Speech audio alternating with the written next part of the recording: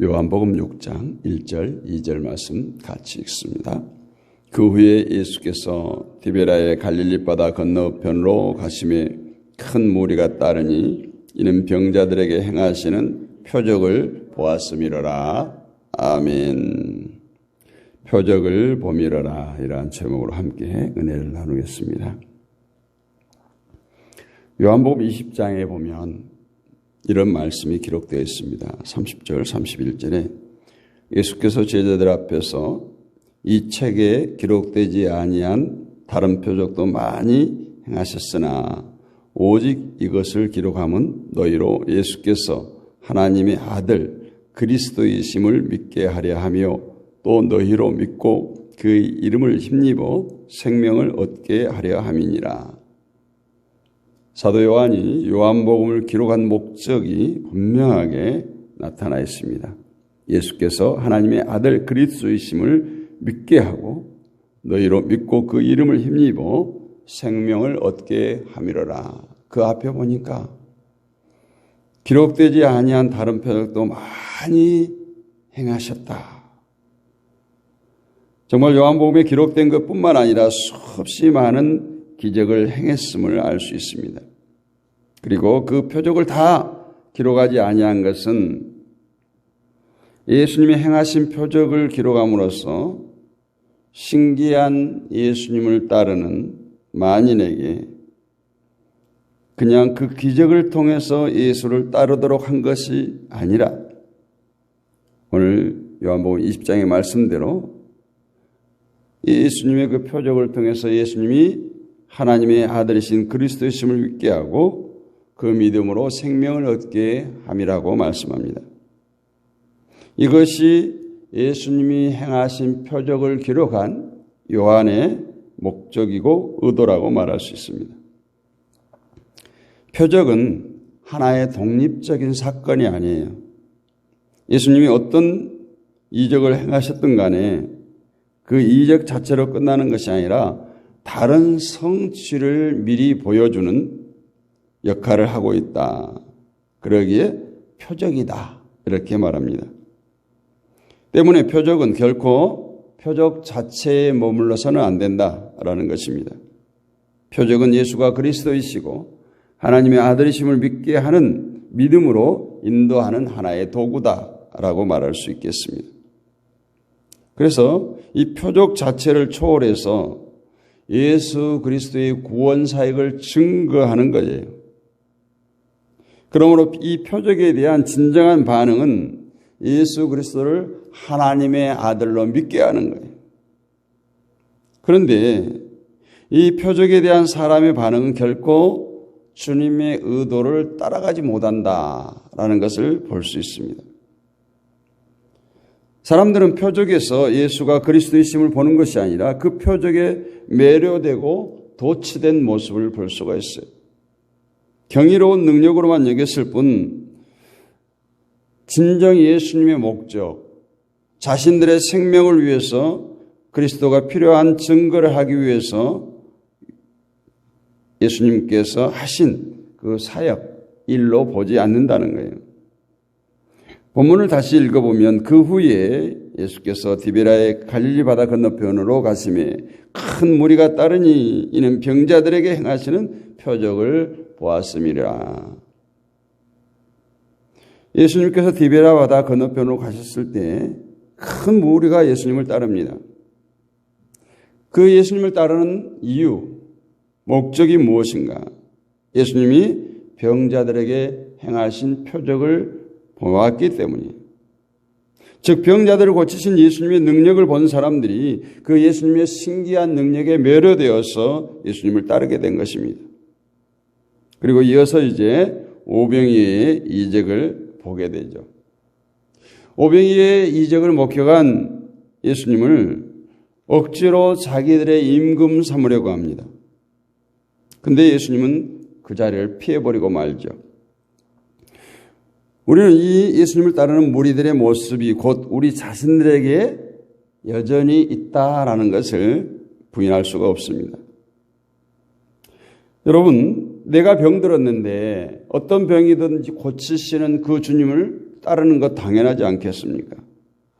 물고기 2마리와 보리떡 5개로 5,000명을 먹으시고 12광주를 남기시는 그분을 임금으로, 현대적인 의미로 대통령으로 삼고 싶지 않겠어요? 전 세계 모든 나라들이 동일하겠지만 대통령을 뽑을 때 뭘 보고 뽑습니까? 인물을 보고 뽑나요? 학벌을 보고 뽑나요? 정당을 보고 뽑나요? 전혀 아니진 않지만 나라를 잘 살게, 경제를 활성화시키고 온 국민이 평등하게 잘 살게 할 수 있는 그런 능력이 있는가를 보이게 되지 않습니까? 그런데 예수님은 5,000명이라는 무리들이 겪고 있었던 그 배고픔, 전혀 인간의 방법으로 예수님의 제자들이 보고했던 것처럼 그 5,000명을 먹을 수 있는 방법이 도저히 없는 상황에서 그 5,000명을 먹였습니다. 그러한 예수를 임금 삼는다면 이 배고픔의 문제만큼은 얼마든지 해결할 수 있었을 거예요.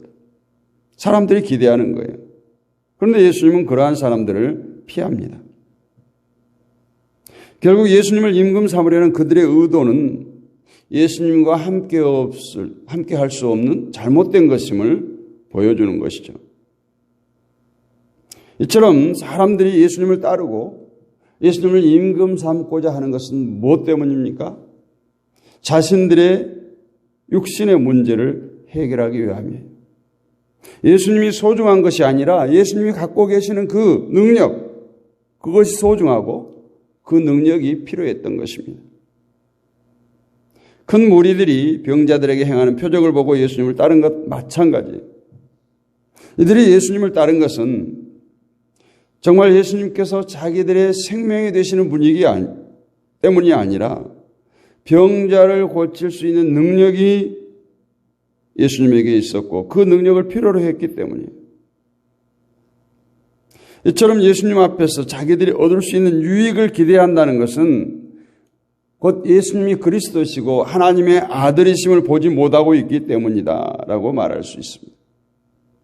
만약에 예수님이 자신의 생명 되신 분임을 안다면 그가 알고 있는 자신의 본질은 예수님이 아니면 영원한 사망에 처할 수밖에 없는, 죄로 멸망할 수밖에 없는 비참한 운명임을 깨달았게 될 것이고 그 비참한 운명을 해결하실 분은, 멸망에서 생명으로 인도하실 분은 하나님의 아들이신 예수님밖에 없음을 알고 예수님을 따랐을 것입니다.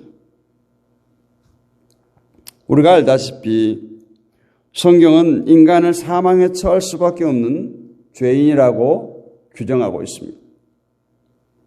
비록 세상은 이것을 무시하고 있고 영원한 사망에 대해서 별 두려움도 없이 살아가지만 세상이 믿든 믿지 않든 관계없이 인간의 운명은 결국은 사망이라는 거예요. 멸망이라는 거예요. 이러한 인간의 운명을 아는 사람이 예수님을 생명 되신 그리스도로 믿고 따르게 될 것입니다. 이것이 오늘 예수를 믿는 우리 성도라면 성도는 이미 예수님에게서 말할 수 없는 유익을 얻는 사람들이에요. 생명에서 단절된 자가 생명에 참여하는 자가 되었다는 놀라운 유익을 이미 얻었기에 또 다른 더 큰, 더 많은 유익을 기대할 필요가 없습니다.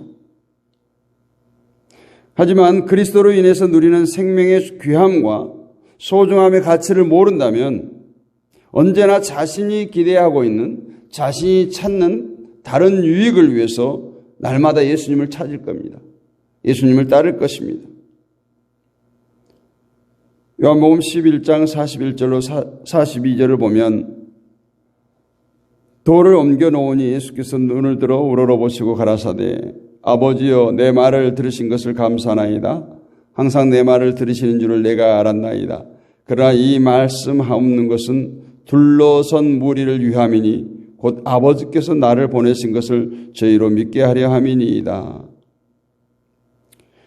예수님이 이 말씀을 하시고 이미 죽어서 무덤에 있는 나사로를 다시 살리시는 기적을 보이는데 이 말씀에서 볼 수 있는 것처럼 예수님은 죽은 자를 살리시는 표적으로부터 예수님 자신이 드러나기보다는 하나님이 예수님을 보내셨음을 볼 수 있기를 기대했던 것입니다.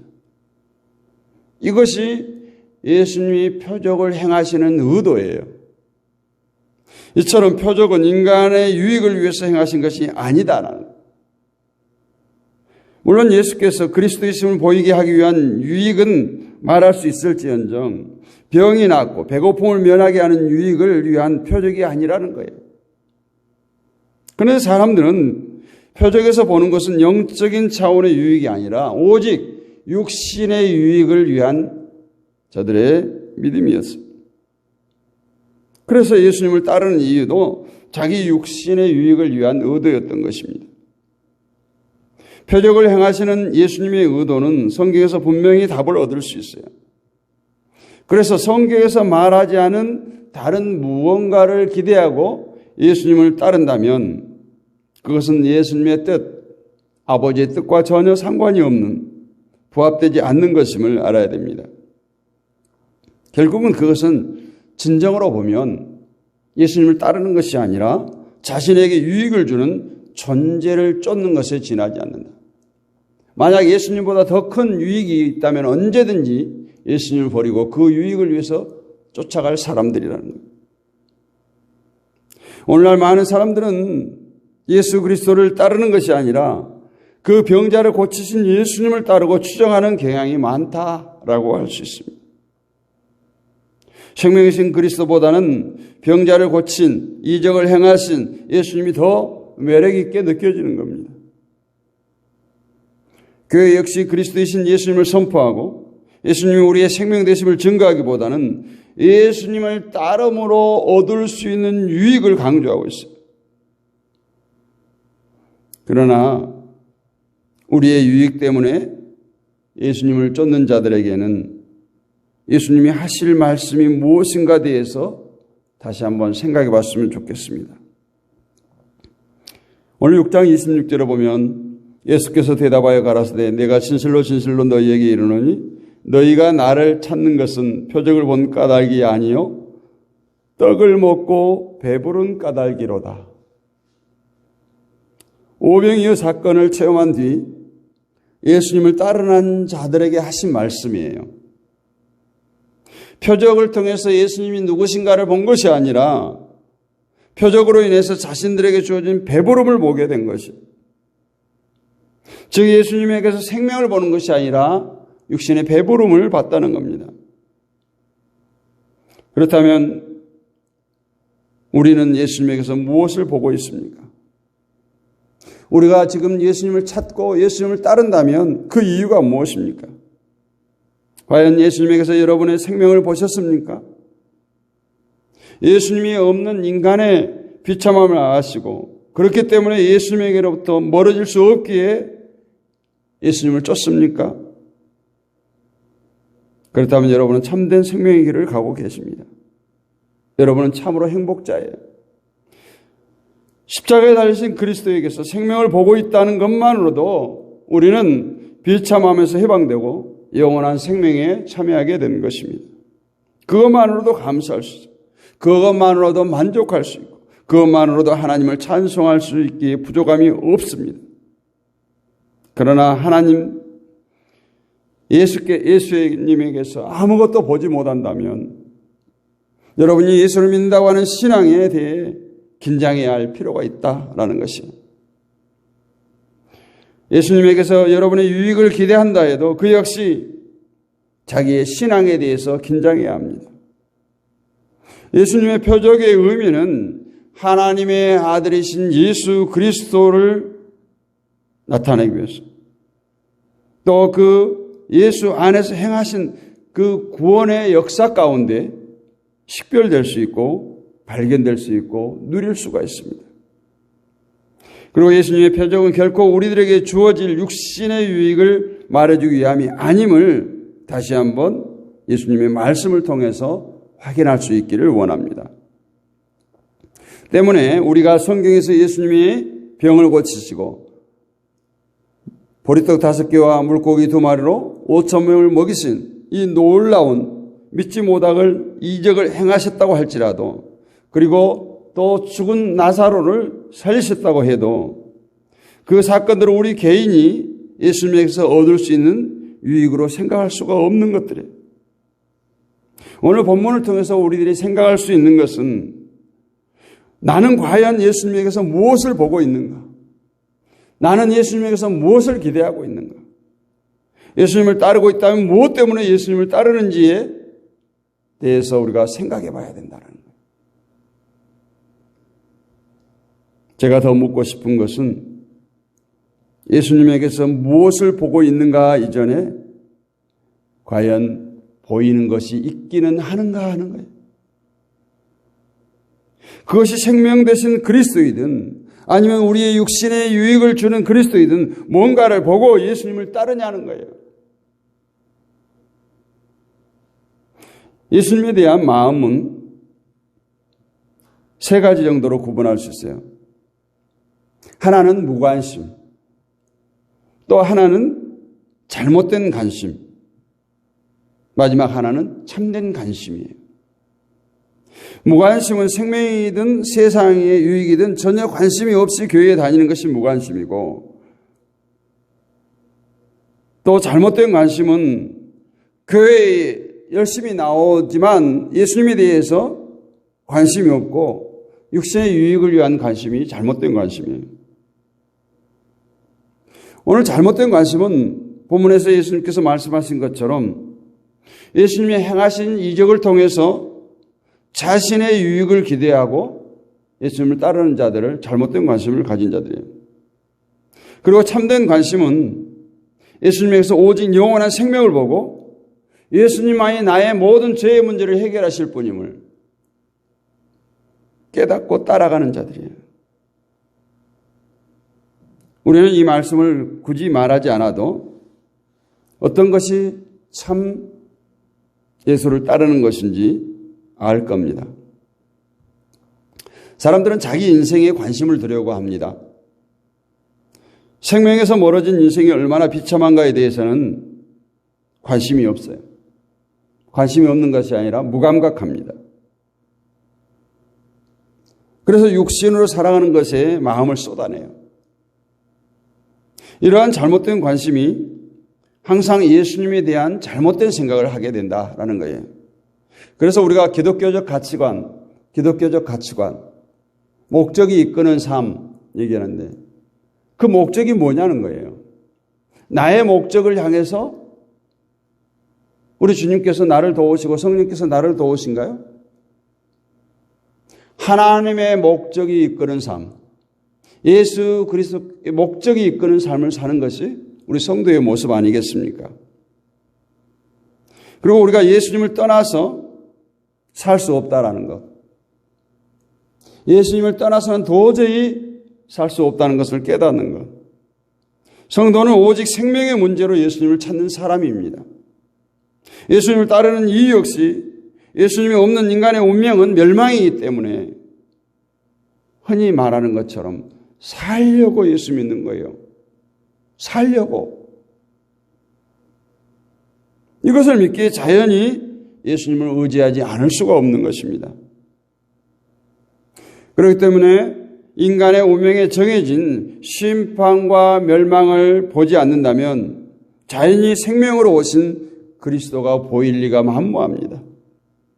그리고 그들이 따르는 예수는 다만 이적을 행하고 인간의 육신의 만족을 배를 불려주는 그런 예수일 수밖에 없어요. 오늘 요한이 우리에게 말하고 있는 예수는 기적을 행하는 분이 아니에요. 배고픈 자에게 떡을 공급해주는 예수님이 아닙니다. 오직 예수님은 생명을 주기 위해서 오신 분이에요. 사망에 처한 자에게 유일한 희망인 생명을 공급하시기 위해서 스스로 몸을 버리신 분이 바로 예수님이십니다. 예수님에게서 그 희망을 본 저와 여러분이 바로 십자가에서 진심으로 예수님의 죽으심과 부활을 보고 살아가는 성도인 줄로 믿습니다. 오직 부활의 산 소망이 되시는 그 주님을 바라보고 오늘 또 달려가는 우리 모두가 되시기를 주님의 이름으로 축복합니다. 거룩하신 아버지 하나님, 은혜를 감사합니다. 우리의 연약함을 아시는 주님께서 이 새벽에도 도우시고 이 한 주간도 도우셔서 날마다 깨어 기도하시고 한 주간 동안도 승리케 하시니 감사합니다. 이 새벽에 깨어 기도하는 주의 백성들을 붙들어 주시고 저들의 삶의 여정 가운데 한순간도 그 주님에게서 시선을 떼지 않게 하시고 주님의 손에 붙들려 살아가는 우리 모두가 되게 하여 주옵소서. 예수 없는 세상은 멸망이요 사망이요 죄의 노예로 살 수밖에, 진노 가운데 살 수밖에 없었던 우리들, 하나님께서 독생성자 예수 그리스도를 이 땅에 보내시고 십자가에 못 박혀 보혈로 우리들을 구속하여 주셔서 오늘도 하나님을 아버지라고 부를 수 있는 엄청난 특권을 주신 줄로 믿습니다. 그 은혜에 감사 감격하며 세상의 헛된 것에 한눈 팔지 않도록 날마다 주만 바라볼 수 있도록 주여 함께하여 주시오. 날마다 믿음의 새 힘을 공급하여 주셔서 세상의 어떤 풍파도 이길 수 있도록, 어떤 고난도 이길 수 있도록, 어떤 유혹도 이길 수 있도록 주여 붙들어 주시옵소서. 이 새벽에도 함께하는 주의 백성들 주여 기억하시고 저들을 한 사람 한 사람 만나 주시옵소서. 정말 인격적인 나의 하나님, 요한이 기록되는 옛날 말씀이 아니라 오늘 하나님께서 내게 들려주시는 귀한 레헤마의 말씀으로 들려지게 하여 주시고 이 말씀 우리의 신비에 새기고 날마다 승리하는 복된 삶을 살게 하옵소서.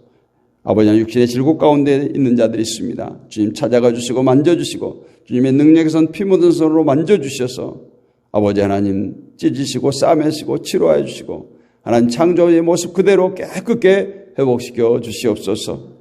가정의 문제들이 있습니까? 자녀의 문제들이 있습니까? 아버지 하면서 물질의 문제가 있습니까?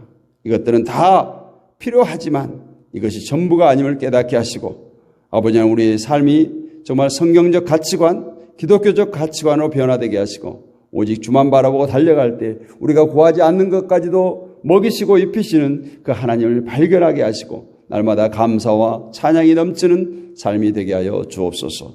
믿사옵고 우리 주 예수 그리스도의 이름으로 감사드리고 축복하며 기도하옵나이다.